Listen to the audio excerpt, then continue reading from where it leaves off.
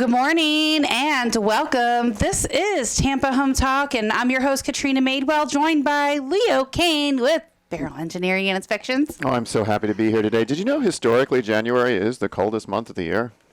It feels like it in Tampa, and I've actually got some fun facts to share about that. I have to comment on the turtle jazz you got on this morning.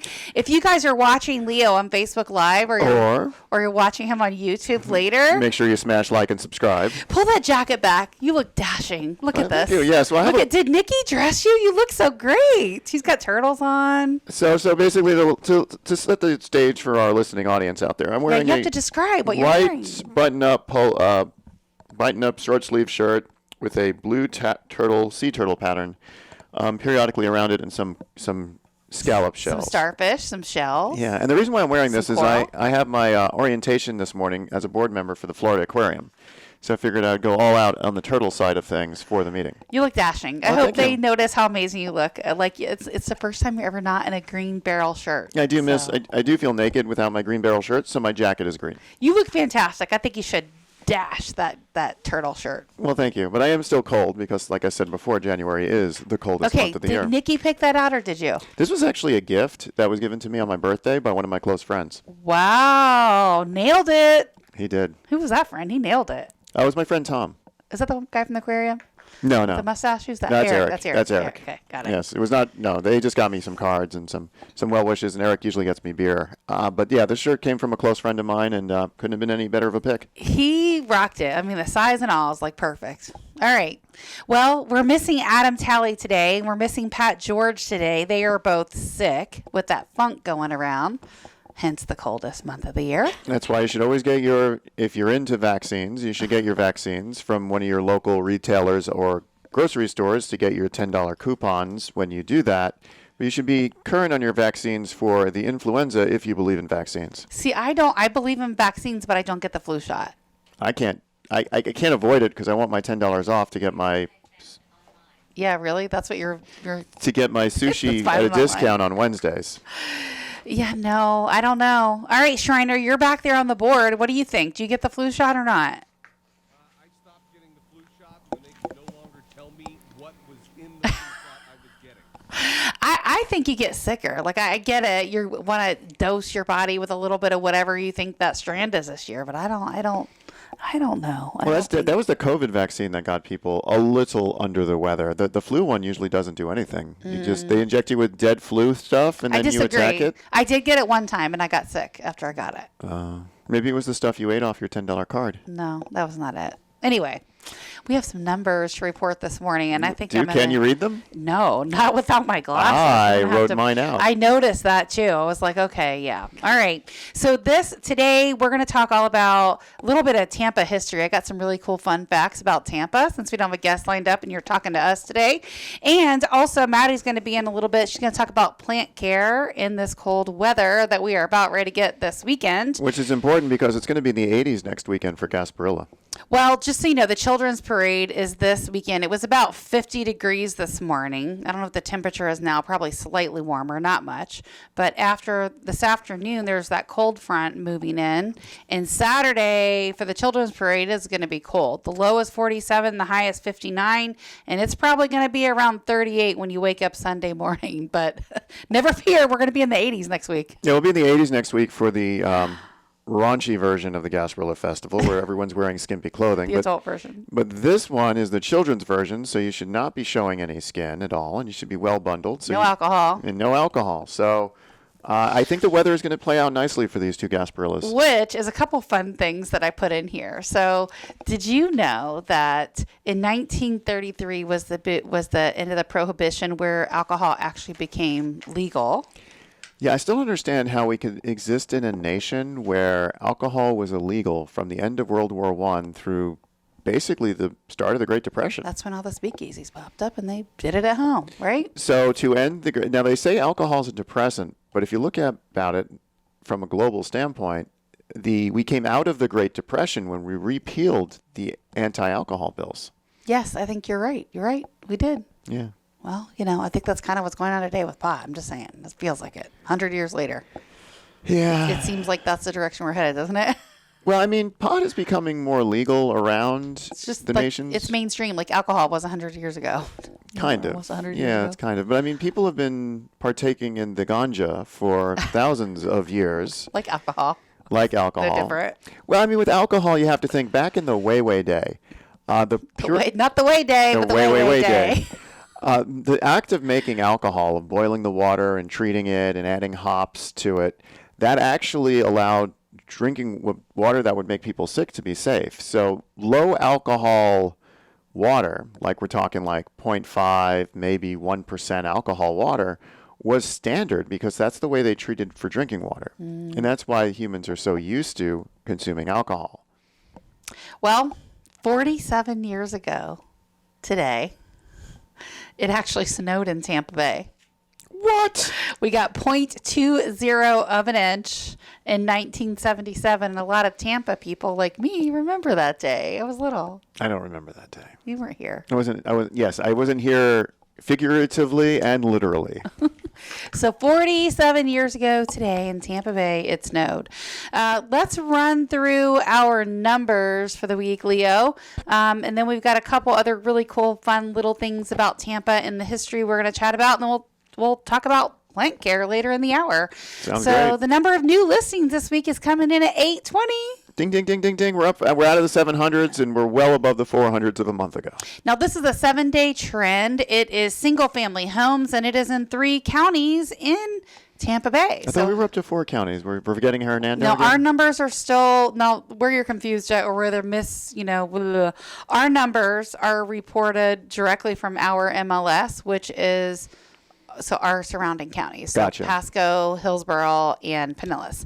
Hernando County, however, is on a different MLS, so I don't report them in our numbers.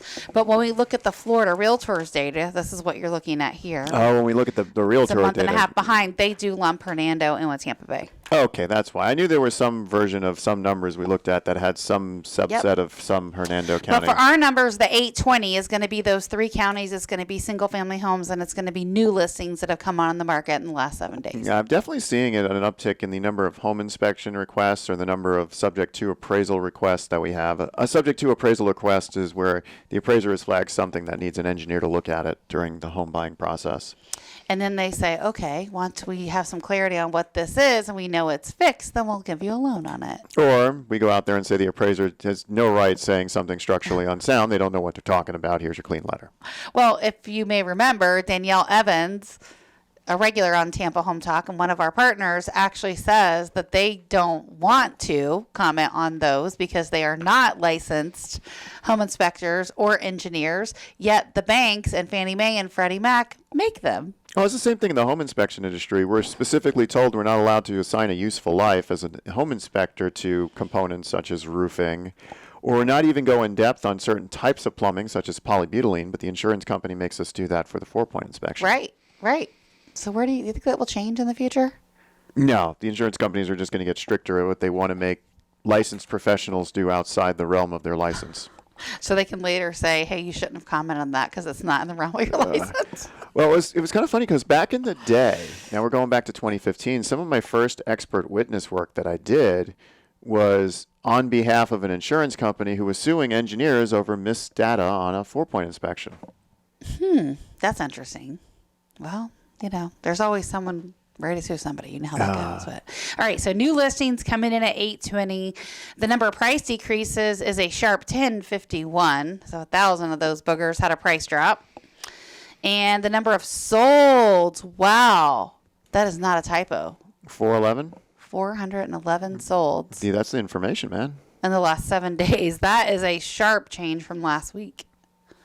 Isn't it now? Hold on. This is last week, isn't it? Well, last week we were pretty low on solds as well because okay. you got to 446. think we're still coming off the holidays. Still low. And there was an MLK day to contend to. Yeah, There was a you're whole right. day that we lost banks. You're right. So 411 actually sold this week. The number of pendings is coming in at 838. That's up a little from last week at Yep. 739. Up. So that's some pretty good data. And of course, canceled 136, withdrawn 27. Some suspended or temporary off the market at 58. Yeah, no, I think we're seeing some strong numbers comparatively. I mean, we're about the same we were a year ago at around this time. So I'm hoping we get those dips in the inflation rate, which should cause some spikes. But I had a question. I've been thinking about this all week. Recently the state of Florida passed what I'm calling, it's akin to the 1862 act passed in San Francisco, but we basically passed a Chinese Exclusion Act, which prevents people from Chinese and certain other areas of the world to buy real estate. Venezuela, there's a list. Yeah, there's a list. Do you think that's actually had an impact negatively in our market because we've actually reduced the number of buyers? I mean, theoretically, yes, right? If a buyer can't buy that would have otherwise bought, theoretically it would. We're also reducing the number of potential sells because if you are of Chinese origin or descent and you have property, you don't really want to sell it because you can't buy something else. Well, let me just comment on that because it's not Chinese origin or descent, right? Because you could be of Chinese origin or descent, but be an American citizen. Right. If you're an American citizen, you can buy. Okay. But if you're a Chinese citizen, you cannot. Or if you have an American corporation that's set up to buy and sell real estate, but the owners are from China, you can't either. So that's some of the things that are changing is where they're diving into LLCs. Did you see that? Mm-hmm. And the purpose of the business and the owners and all that sort of stuff. And what's really nasty about this bill is the fact that it on the surface it's like, well, you can't be within a certain number of miles from military installations or things of that nature. But when you really dig down to it, you can't be within 3 to 5 miles of a school. So there's a lot of schools out there. Yeah, I mean, I get the thought, right? They want to prevent people from other countries from taking over land ownership, right, in America, because if the minority owns, then it's a racist bill. Rules. It's of certain areas. It's not a general like we're not going to let the British buy land, or we're not going to let the Caribbean buy land. But it's basically countries that have communist leadership. It just makes me sad that we live in a world that racism is put into bills. Well, I mean, there's two folds to that. Part of me agrees with it. The other part of me disagrees with it, right? Because I opened the lawsuit and I read the first several pages of it. Did you? The bill? The lawsuit. What was the lawsuit? There was one that I read. She was a young woman, Chinese origin, not a U.S. citizen, and she was under contract to buy a new construction home when the bill was put into place. Oh, let's talk about that when we come back from the break. I don't know a lot about it. I haven't read the whole lawsuit, but I did read the first several pages. 813-377-2775. 813-377-2775. Real quick, next Thursday of next week at 6 o'clock, we have a home buyer workshop coming up in Tampa. Oh. We're going to give the number out again when we come back, so stick around and tell you more details. We'll be back.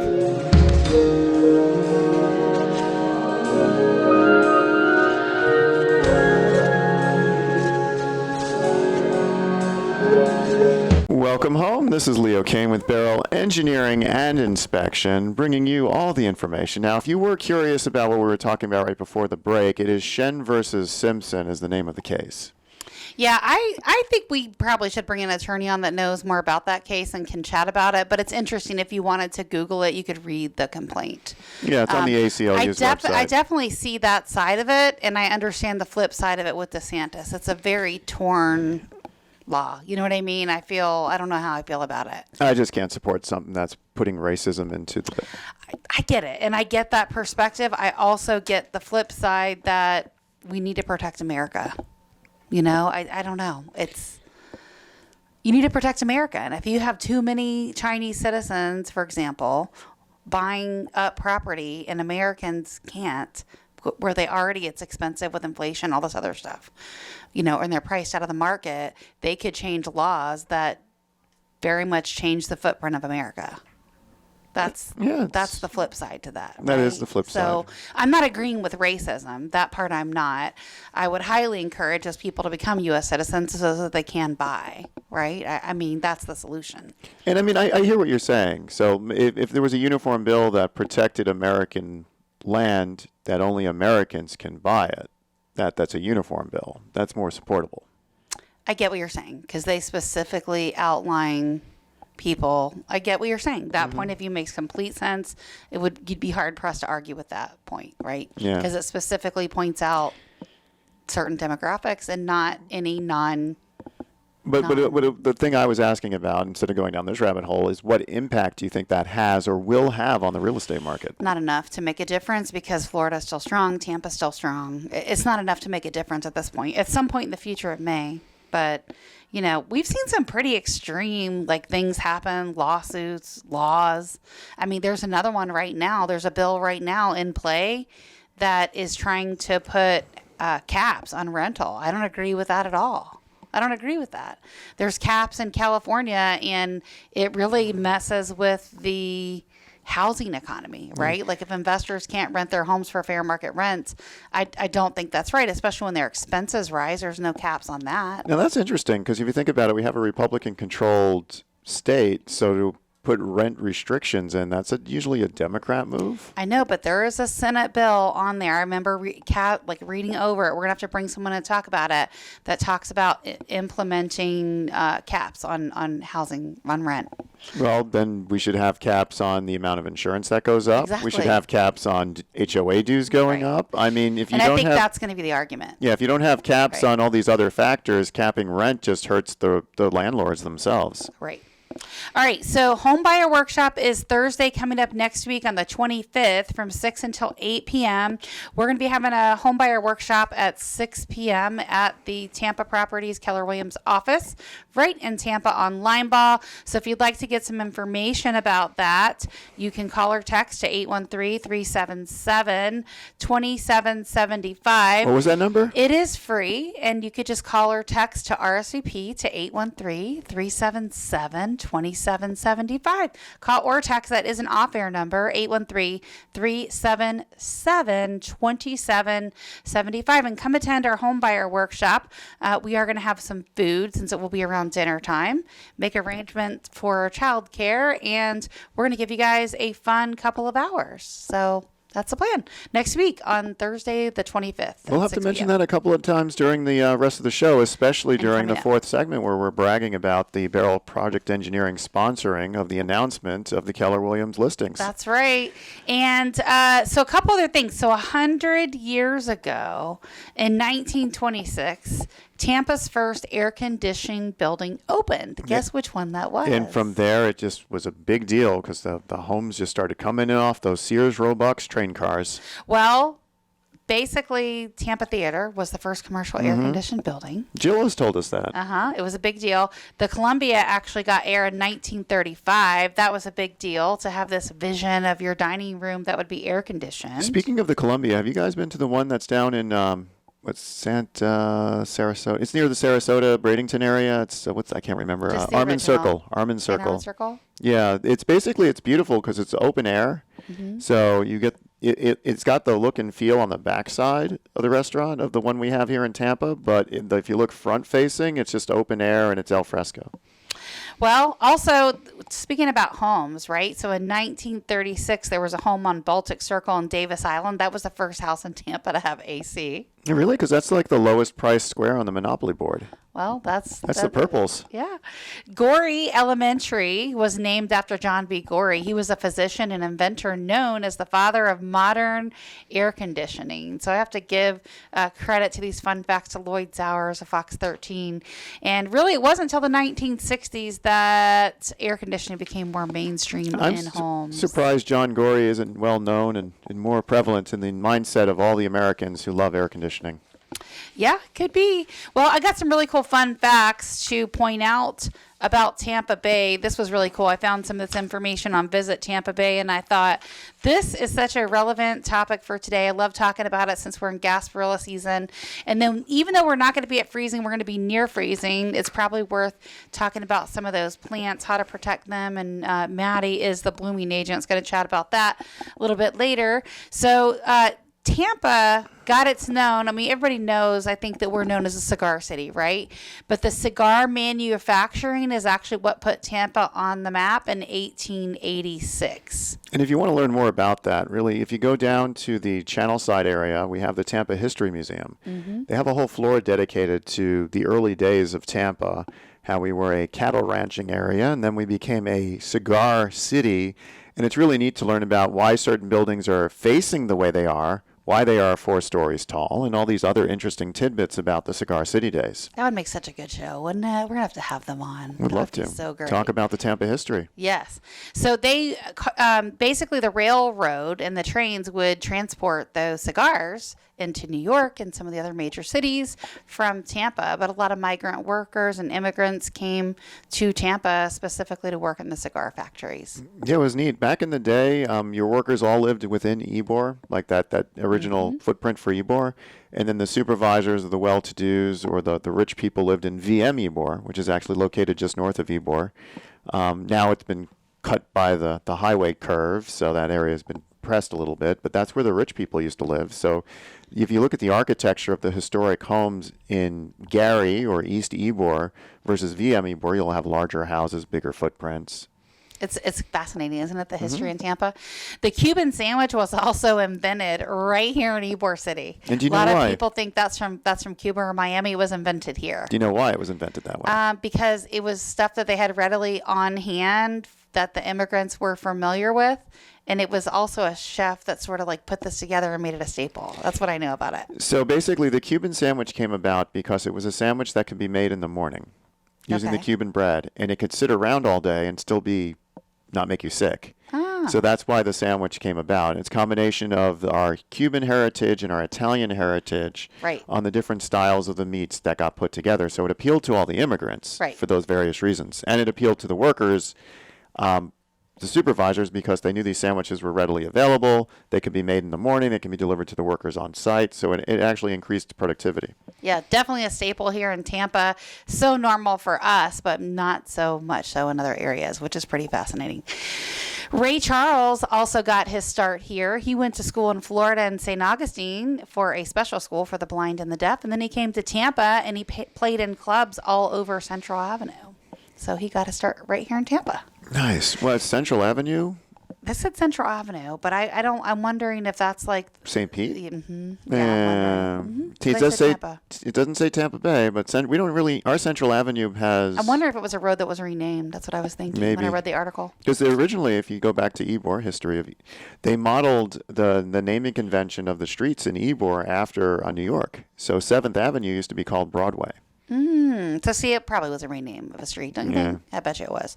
Anyway, he started. It was predominantly in some of the black neighborhoods where they had the jazz clubs and that sort of stuff. So that's where he really got his start. Teddy Roosevelt, also before he was president, he led a bunch of soldiers known as the Rough Riders. Sound familiar? And the U.S. prepared a wage war on Spain in the late 1890s. So Roosevelt and the rest of the invasion force sailed from Tampa Bay to Havana. It was a 300-mile straight shot due south. And then during the run-up to the war, Roosevelt and the rest of the military leadership made their headquarters at Elaborate. It was a moonish styled Tampa Bay hotel whose silver minarets remain an iconic feature in Tampa Bay skyline. Now known as it was the hotel now known as Plant Hall, right there for UT. University Unfortunately, I of have to myth bust fact You number do? 4. What do you mean? I have to myth bust this. What's the myth? Teddy Roosevelt was actually only in Tampa for 24 hours. This whole elaborate month-long celebration that everyone thinks happened didn't actually So happen. it's a Jose Gaspar myth? It's a myth. How do you know? How do you verify Because that? I've been to the museum that's actually located in Plant Hall at the University of Tampa. All right. Well, we have 11 fun facts about Tampa. We'll be back with number 5 as soon as we come back after the 10. break. Number 4 was a myth. Don't forget about our home buying workshop next week on the 25th at 6 p.m. 813-377-2775.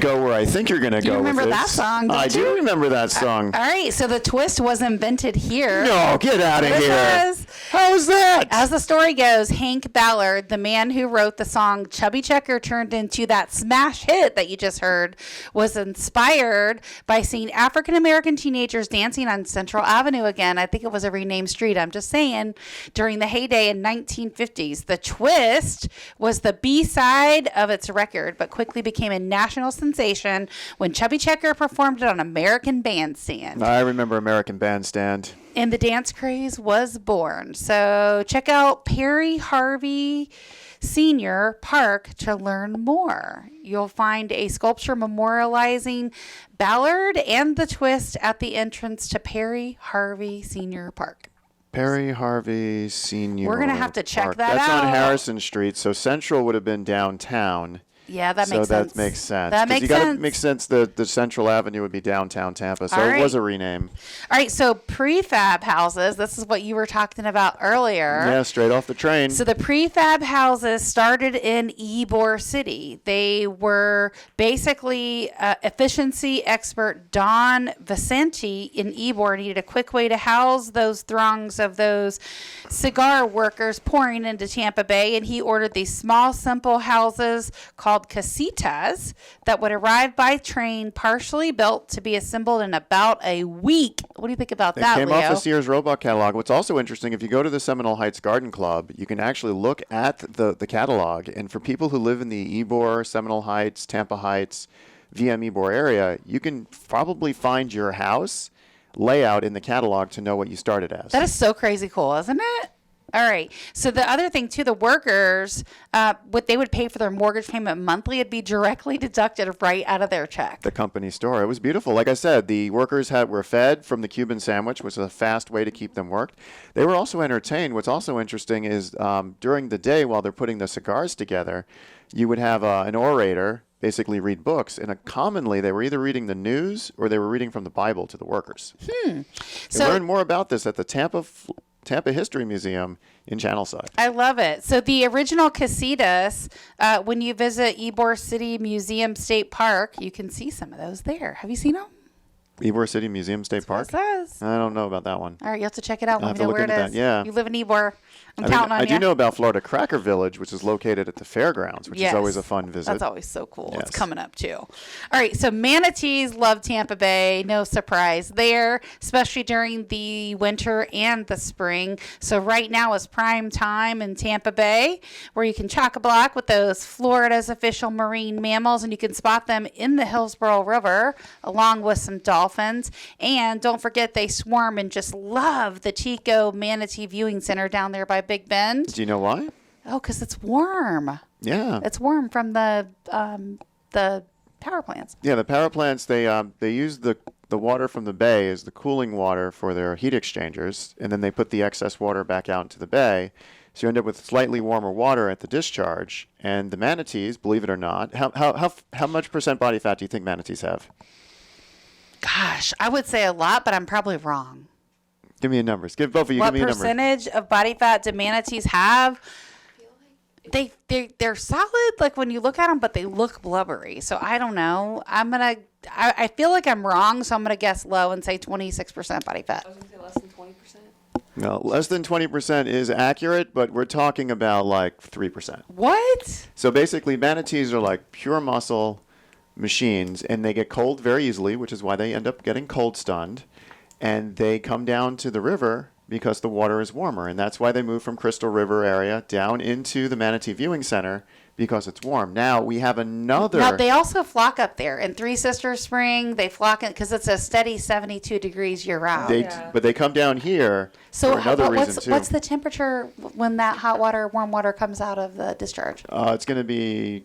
I don't know the exact number. It is Roughly, what do you think it is? I don't want to do rough. I've been good on my statistics. I Okay, will have that all right. information for you later. But you think it's warmer than 72? I'm going to say there's another byproduct of having all these manatees congregate in the slightly warmer water. What is it? Right now is the height of the manatee breeding season. Oh. So if you want to see manatees in action, They snuggle up. check out this. If you don't want the Children's Gasparilla Festival and you want something more adult-oriented, see Manatee Spring Break down at the Tico Viewing Center. Man, that's spring break. I love it. So great. Honestly, I recently walked to a spring by me, and it was literally warmer in the water than it was outside. Wow. Yeah, I believe it. That's how it goes right now. Well, also, did you know that we brewed the first beer commercially right here? Did you realize that? So Florida had its first commercial brewery open in 1897. You guessed it, right in your neck of the woods, Leo, Ybor City, cranking out the cervezas for the thirsty cigar workers, as well as for export to Cuba. And they were basically steady trading partners in Tampa Bay until the Cuban embargo of 1962. And in 1959, Busch Gardens opened their brewery in Botanical Garden before becoming one of the world's best theme parks. So America's oldest brewery, we know which one that is. We talked about it, remember? Yuengling. It runs a bottled plant right there near Busch Gardens and still offers free tours. The world-famous Cigar City Brewing gave rise to more than 24 craft breweries after making Tampa Bay hub for craft beer. And did you know the guy that started that? I went to high school with him. Oh, I'm still nice. friends with him. So I got some more fun facts about Cigar City Brewing. What's that? They are in Miami. They have a beer garden in the Art Basel District of Miami, and they are coming back to Tampa. Well, Cigar City Brewing was started by Joey Redner right here in Tampa. So, but it's just a spinoff of the 1800s where we originally got our day. So we also are home to the biggest pirate invasion, as most people know. That big invasion will be going on next week. You skipped number 9. Wait, I did? You did. That was a good one. But I did skip You can talk about 10 and then go back to 9. Okay, we will. All right. So we're home. I got so excited about Gasparilla, I almost forgot about a really, really good one, which I didn't even know that was there. I realized this fun fact when I started researching this for the show. But basically, Tampa residents are going to go crazy. This is Gasparilla season. The mystical pirate, alleged Mr. Jose Gaspar, which is myth. Basically, Ye Mischief Crew of Gasparilla will invade right there on coming up Bayshore for the big parade. So this parade kicks off 2 month longs of parade season and Gasparilla party. All right, did you know about this one, the next one, Leo? Number 9? Yeah, did you realize that? Did you know that? No, go ahead and tell me. But did you know that legit that you can visit Cuba without a passport and without leaving land right here in Florida? So more than 50 years, Jose Marti Park in Ybor City was the only piece of Cuban-owned property in the United States. The park, which is protected by the international treaty, still belongs to the Cuban people. You can pass through its gates and you're standing on Cuban soil. The park commemorates the Cuban poet and the revolutionary Jose Marti, who survived an assassin attempt in Tampa Bay. Marty found both moral and financial support for his rebellion among Tampa Bay wealthy cigar workers. Did you know about that? I didn't know about all that. You have the park that's located, Jose Marti Park in Ybor City, which has a statue of him. I'm never playing trivia against you, only with you. I'm gonna have to myth bust number 8 though. The first beer was not Cigar City Brewing. No, that's not what I said. It was La Tropical. And La Tropical is not mentioned at all in number 8. La Tropical is the name of the brewery that I mentioned that's in Miami that's coming back to... Oh, you said Cigar City. Yeah. I have to myth bust it because there's no mention of the real name of the Well, I brewery didn't know here. the name of the brewery. It's not in there. It's La Tropical. I just know it was 1897. There Yes. you go. And now it was in Miami in the Art Basel District, and now it's coming back, and they have a flavor called Ybor Gold. All right, so La Tropical was from 1897, and it's Yes. coming back. Myth busted. All right. The other really cool fun fact is wild chickens roam our streets. When you hop off those streetcars in Ybor City, you will see them all over. And there's a good chance you'll hear the cock-a-doodle-doo. Speaking of which, I ended up getting burned recently. I tried to order some bird food online. Yeah. 2 days later, they asked for my feedback. That's good. That's good. That's a good one. Thank I like you. it. All right. Our home buyer workshop is next Thursday, January 25th at 6 p.m. at the Keller Williams office in Tampa. You can call or text 813-377-2775 to RSVP.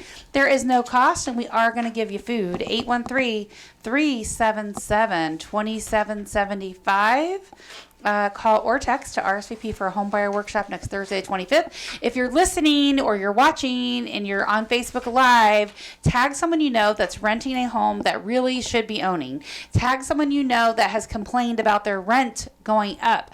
Tag somebody you know that has recently moved because the landlord did not renew their lease or their rent went up. I know several businesses that fit that category. I know. It's the only way to control your housing cost, right, Katrina? That's right, is to own them. Feel like a broken record, but it sticks. These people listen to me. How about that? Tell you what. So 813-377-2775. That's our off-air number.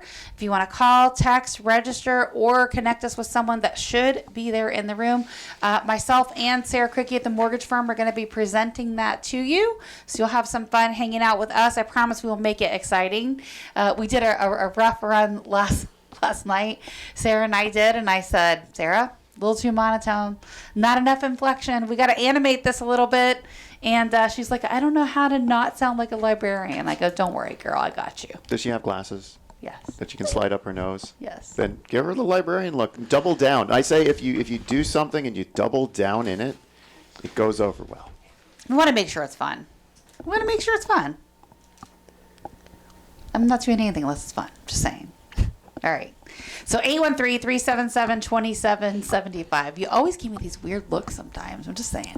Anyway. All right. So how to protect your plants during a freeze. How cold? Well, let's start with how cold is too cold? Because I mean, let's be honest. We're in the 40s now. We're not going to be in the low 30s. So how cold is too cold? Anything under 50 affects plants. Really? In Florida. It can, yeah, depending on which plant, of course. But when it gets down to 32 and it really freezes, that's when, a lot of plants will die, or sometimes they'll look dead, but they're not totally dead.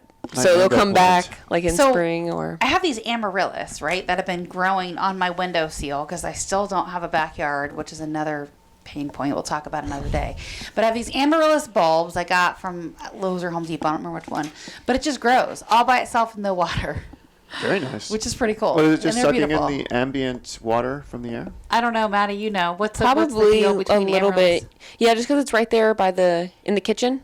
Are amaryllis in the orchid family maybe? Is that why? I'm not 100% sure. Well, I know that they grow without water, and Maddie and I were researching how to basically propagate these or get more seeds. So it turns out there's a little flower part on the inside of the amaryllis, Leo, like a white little part, and you have to take the little pollinators and put that all over the flower so that the little bulb part at the end of the flower will crack and make seeds that you can plant. Isn't that cool? Yeah, or you can just have a swarm of bees. Inside Silly Goose? Yeah. Yes, In you the- can have a swarm of bees. 813-377-2775. Sign up for that one. If you would like a swarm of bees in your house, 813-377-2775. Make sure you text the word bees. No, don't. Home buyer workshop the 25th. Bees. Thursday the 25th. We'll be back. Bees.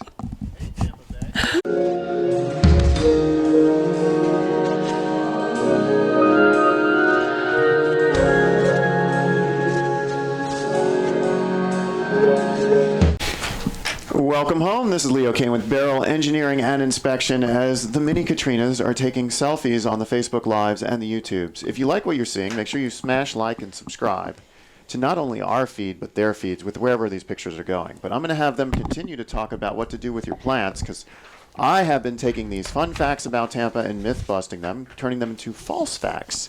So let me hear your freeze facts, because I've read over these, and I don't believe there's any myth-busting I'll be doing here. Yeah, no, they look all pretty good to me, pretty accurate. Because I have a lot of plants at my house, different plants that, food plants, just like pretty plants.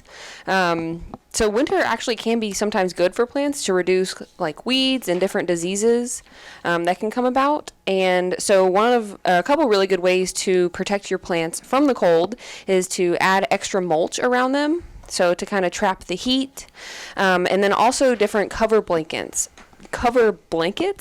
So you can use comforters or other things around the house like sheets, blankets. Some people use newspaper, cardboard. I've had luck with comforters and sheets, really. So You have a lot of comforters and sheets lying around the house? Because this time of the year, they're all on me.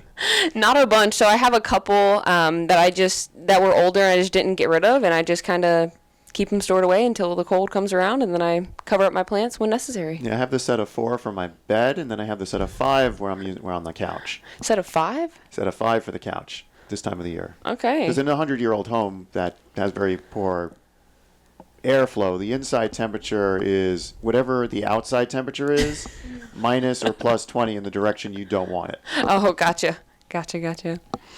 Some other ways you can protect your plants is to put them like inside or in your garage. I do that a lot because orchids are my favorite plant. And when it gets below freezing, they don't do the best outside. So I like to put them in the garage or inside sometimes. But if you put them inside, make sure they're pet friendly. Because if you have a cat anything like mine, he will jump on the counters and on my little plant table and just get to all the plants. So that brings me to another question. Is the best place for the food from a food plant in your refrigerator then? It honestly depends on which plant. And are any plants blooming food right now?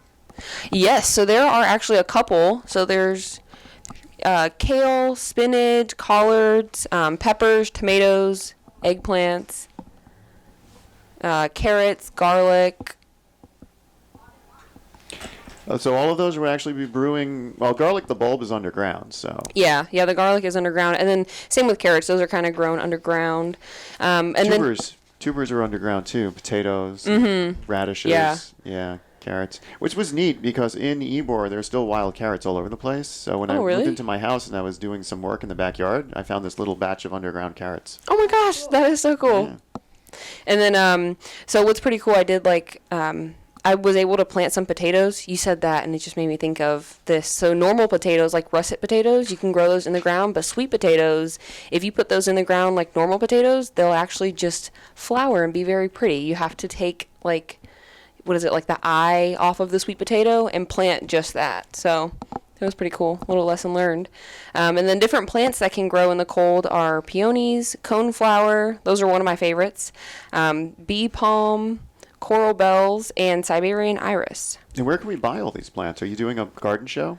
I wish. You can probably honestly buy a lot of them like at Lowe's or Home Depot, Walmart, different plant nurseries. Yeah, I would recommend a plant nursery because when you get one of them from the big box hardware stores, we'll call them hardware stores, they end up, so this is interesting, they want to make the plant more appealing, so they put it in a pot that's too small. Yes, or they'll put plants together that don't grow well together, so like one will overpower the other sometimes. Like I know Katrina got me oh my goodness, the red flower, the poinsettias, and it had a whole bunch of little vines, little different like vines and stuff in it, like pothos, and they grow well together and they look really pretty, but ultimately it's best to separate them because they end up growing out of their pot, just like you said. So in fun fact or helpful fact, when you have a plant like some of the smaller ones and you can actually remove it from the pot, you want to look at the bottom, and if you see the roots, like all the white little tendrils, if they're all like bunched up and pushed up against the side of the pot, don't buy that plant. Yep. Because that plant has been in a pot that's too small to make it look more attractive. And it is root bound. And it's not going to grow very well. And that's why the biggest reason why I don't recommend you buy plants from the hardware stores, because that's their selling tactic. Yep. You end up getting plants that are much harder to grow. Yeah, Katrina and I were talking about that too. Like, for me, like orchids, they'll like smush the roots down into moss, and just for me, like when you water the orchid, it can hold moisture a little too well in that moss. So then, like you're saying, the plant will die, and then they'll want you to pretty much come buy another one. But do you water orchids? I just put 1 ice cube a week. I actually don't do any ice cubes at all. I know when you go to the store, it says 2 ice cubes a week. She's the orchid queen. I just do 1 ice cube a week. I'll go to her house and I'll see this huge orchid way up there, and I'm like, "Is that real?" And she'll say, "Yeah." Speaking of pet friendly, I got her an orchid for a Christmas gift, and my cat knocked it off the counter. So that orchid no more. So he liked it a little more, I guess. Yeah, I guess. So she has her own little way that she approaches orchids, but it clearly works. Yeah, I mean, I have a stick collection. And that's I love my that. orchids. Orchids are a stick collection, expensive stick collection. She could give it CPR. So I can barely keep my cactus alive. So, Maddie, what do? You miss them or no? So I actually, there's this one girl on TikTok, I cannot remember her name, but she drowns her plants in water, but then you want to let them drain like completely. Like you want to make sure it has good drainage holes in the bottom. So like you could literally soak your plant in as much water as you want. You just want to make sure there's drainage holes. So that's honestly what I do for my orchids. And then they do really good in the bathroom too. Like with the when you shower, The steam. all the Yeah. steam, yeah. Interesting. Well, they like that tropical environment. They with do. humidity. Yeah, that's where they're grown. So So what about some things we can? What are things to avoid for caring for plants during the freeze? What am I likely to do that I shouldn't be doing? well, I mean, if they're outside, you definitely want to make sure they're covered, especially if it's ones that you like. Oh, If good. we're- So I can use like my trash bags because I don't have blankets, so I'm going to use. I don't trash know if I bags. would use trash bags just because they don't have any like insulation. It's kind of hard for them to breathe. Doesn't it suffocate them? Yeah, it does kind of suffocate them. So you, and then also you don't want to leave like the comforters or the sheets or anything on for more than like, I mean, if it only freezes one night, then I would keep it on just for that night. I wouldn't keep it on like longer or anything because it could really kill the plant. And then when I see the frost damage, and I have to take care of it like right away because I'm OCD. Should I just start clipping? and No, trimming no, it no. out? You want to wait until it's done freezing. So like, let's say it's Like gonna freeze. March? Well, let's say it's gonna freeze a couple times throughout the week. I would wait until the end of the week or like to the end of whenever it's gonna. It's hard to Not tell, though. freeze. Isn't it hard to predict here? It really, Little Yeah. Michigan girl tidbit. We all winter long wrap all of our bushes and plants in burlap because it's breathable, but it keeps it insulated. You don't have to take it off. Oh, I see that at the wine yards. Yeah, exactly. Yeah. All right. Well, this is Tampa Home Talk. We gave you some fun plant facts, not for me, just saying, full disclosure. never and got to some the myth listings. debunks. And I know. we're selling them so quick anyway. We'll tell you about them next week when we come back. As we get ready for Gasparilla, go take the kiddos to the Children's Parade this weekend. And if you see Brigadoon, look for me and wave. I'll throw you some beads. I'll throw you some good beads. If I see Tampa Home Talk, you're going to get the big ones. All right. Stick around. We'll be back next week.